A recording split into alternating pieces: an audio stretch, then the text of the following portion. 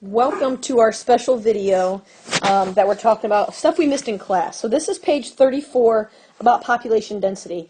And what I want to point out to you about population density is that it's the amount of people per square area of land. So when you think about that, that means we're going to put people on top. Per means that division bar, fraction bar thing. And then your square area of land is on the bottom. Okay, so this is the ratio that we're going to be using when we talk about population density. So if we go to this chart, so you'll see we've got the 6 countries, and we have population, and we've got the area in square miles. So that works, right? So we are going to find the population density for each of these countries. Now we're going to do the United States together. So the United States has 309 million people. Okay, remember, we're putting people over the square miles area stuff. So the people is 309 million. Well, I'm going to go ahead and just write that out. 309 million.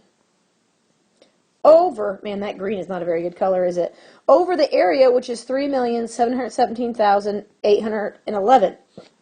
So we're just going to straight up divide that. So when you hit, 309 million divided by the 3 million, blah, blah, blah, blah, blah, you end up with 83.11. So that means in the United States, if you have 1 square mile, so that means in the area there is 1 mile on each side. So anywhere in the country, if you would chalk off a square mile, approximately 83.11 people would live in that square mile. That's what it means. Okay, so we can talk about population density. Now, of course, this is obviously like New York City would have a way higher population density because people are jam-packed in. Then you go to the state of Montana, where it's a lot of open land, they would have a lower population density. So this is on average for the entire country. Now, let's go ahead and do Mexico as well together. So again, remember, people on top, square miles on the bottom. Yes, that's a Q. So the people of Mexico, 112 million. Remember, million is 6. So 6 zeros over the area, which is 761,506. Right, their area is smaller than the U.S. So use your calculator, whoop, whoop, whoop, divide, and that should spit at you 147.08. So the Mexico, if you remember the U.S. was 83.11, Mexico has a higher population density, meaning in 1 square mile, more people live in 1 square mile in Mexico than they do in the U.S. Okay, I want you to hit pause, do France, Japan, the UK, and Iceland, and then come back and just double check. I'm not going to show any more work for those. I'll just have the answers written on the next screen. Okay, so check your work for each of these. You'll notice Iceland has the smallest. Japan has the biggest in terms of population, how many people live in 1 square mile, and anything in between. So we are now going to move on. Now, if one of these you didn't get and you can't figure out why you didn't get it, bring it to class next week and we will look at it and figure out where you went wrong. So hopefully we don't have that problem, but you just never know. So now looking at the questions at the bottom, using the data above, if the proportion of people to square miles were the same in Japan as in the U.S. All right, so we're comparing the Japan and U.S. How many people, here's our unknown, how many people would be expected to live in Japan? So we are now comparing people to area, and we are going to use Japan and the U.S. So I can use those to kind of think about my, my proportion. And remember, we're trying to figure out how many people would live in Japan. People in Japan goes here. So I need to fill in the rest. Well, we know that there are 309 million people in the U.S. and the area is 3717811. Japan has an area of 145,883. Now, you'll notice in the top I just have the 309. I'm going to keep it that way. I know that people is in million. So when I find this value of X, the answer will be in million. Okay, now I'm going to show the work a little bit, but I have to erase it because I didn't plan very well when I made this, this sheet. So remember, we cross multiply. Let me get some different colors here.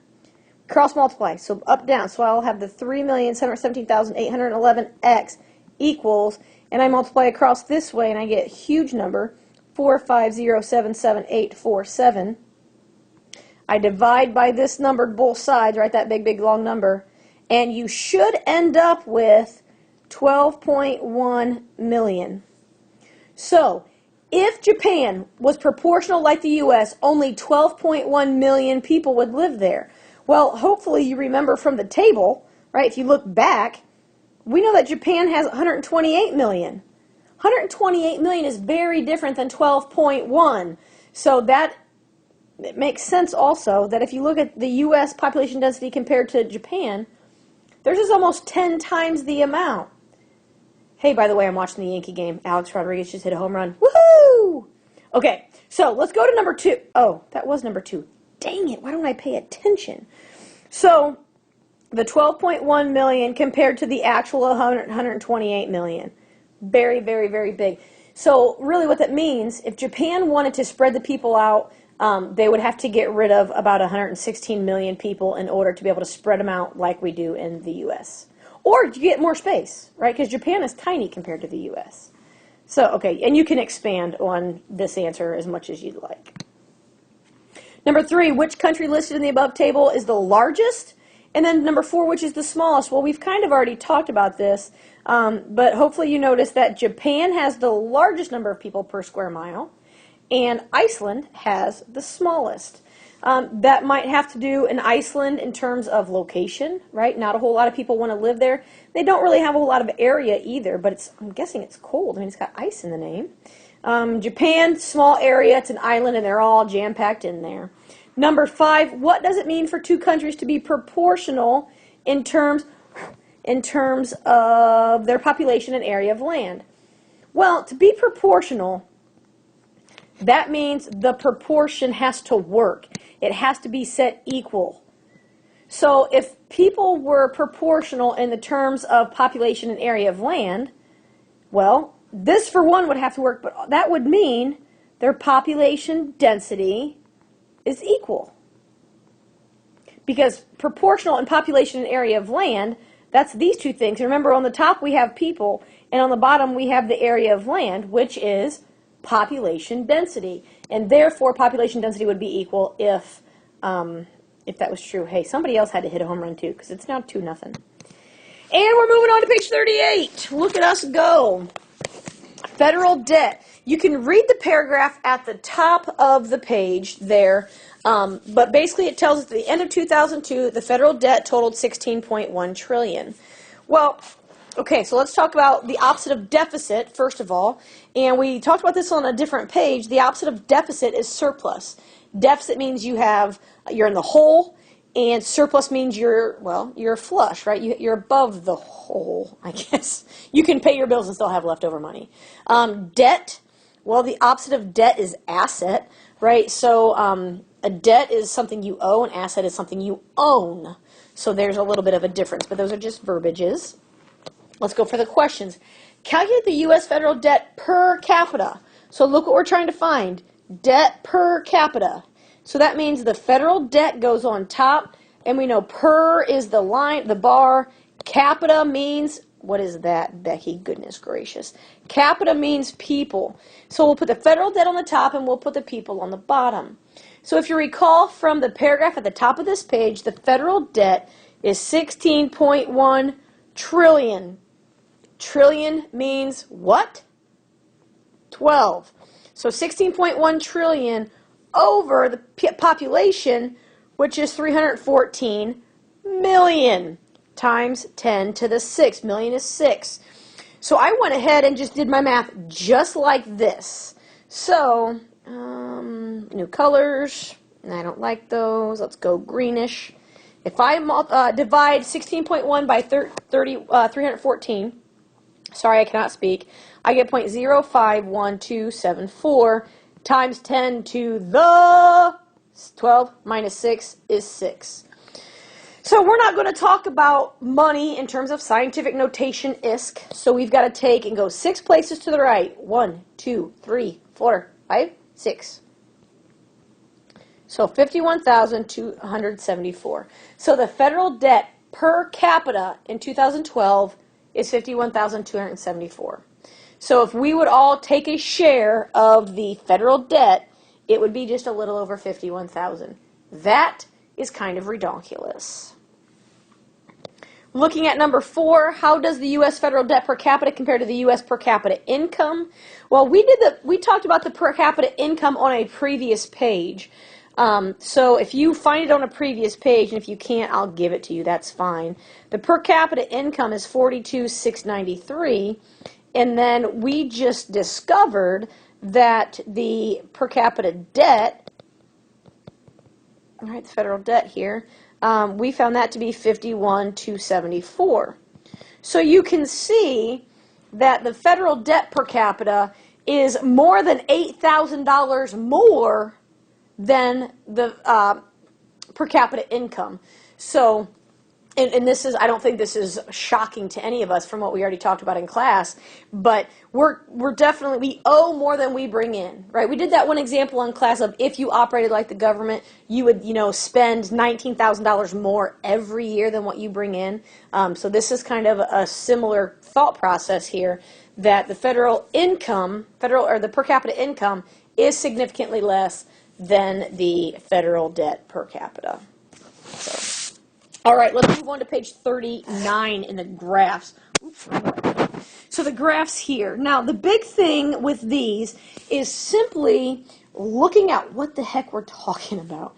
So you'll see on the left, debt, deficit, surplus over time. And so you see the years at the bottom. I want to draw your attention now to 0, right? This line right here. So if you think about finances, if you're at 0, right, that's like the break-even point. I don't have extra, but I'm not in the hole. So 0 is break-even. So you can see all of these down here are in the negative. So that's where we have lost money, or we spend more than we take in. And then this little chunk of time here, right around the 1998 time, is when we were actually had a surplus. This is the federal government. So that was, those few years, we actually took in more than we spent. I would kind of almost like to do a little bit of research and figure out what exactly was happening during that time, but I won't, because who has time for that? On the right side, so this graph over here, you see this is debt accumulation over time. So again, you see we have years at the bottom, and I'm trying to see, I kind of chopped it off, but you can see that it says values are in billions. So you would want to add 9 zeros after all of these if you want it to really be correct, right? Because billion means 9. So you can see over time, our federal debt has really gone up. So that's what this one means. So half the battle with these graphs is really kind of looking at the title and then really dissecting what they're talking about, what's given in these, how it matters, what does this 0 mean, why are some spots above, how does this spot above relate to this kind of flat plateau spot right here. Notice the years are kind of the same. All right, let's talk about these 4 questions and then we'll be done. So according to the graph chart on the left, what year was there a surplus? And I've kind of already answered that, but hopefully you can go back and look. 1998 is when the bars were above 0. So if they're above 0, there's the surplus.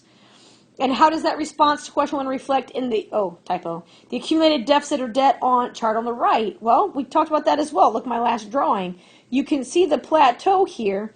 That was around 1998. We did not accumulate more debt when we had a small surplus. We weren't going any further into the hole. Now, our surplus wasn't big enough for us to kind of have a decline, but we at least evened out there for a while. Number 3, what's been happening in recent years? And then number 4, the accumulated debt. Let's just go ahead and go back to this. You can see recently, well, first it was growing pretty slowly, and all of a sudden, boom. I mean, you can kind of even see by the slope of the line, this is almost straight up and down. So recently, our debt has just been growing like wildfire. It's just been really, really, really going. So 2009, and number 4, here is the top-off spot of 2009. So if I go over here, it's a little over 13,000 billion. So let's just use 13,000 billion for our answer. So 13,000 billion. Billion means 9. So 1, 2, 3, 4, 5, 6, 7, 8, 9. This would be our estimated debt. Now, let me just go one step further. 3, 6, 9, 12, that's trillion. So we would estimate it at 13 trillion. And it's a little bit above that because it was a little bit more than halfway, but that's kind of the dealio. So the major thing I wanted you to get out of this last page was just saying, I mean, when you first look at these, I don't know about you, but when I first looked at them, I'm like, what are these two graphs? What do they mean? They look stupid. They're different. I don't see stuff like this. Why are they next to each other? But you can kind of see after we talk about it, they do have relation. This surplus and this flat line do have connections.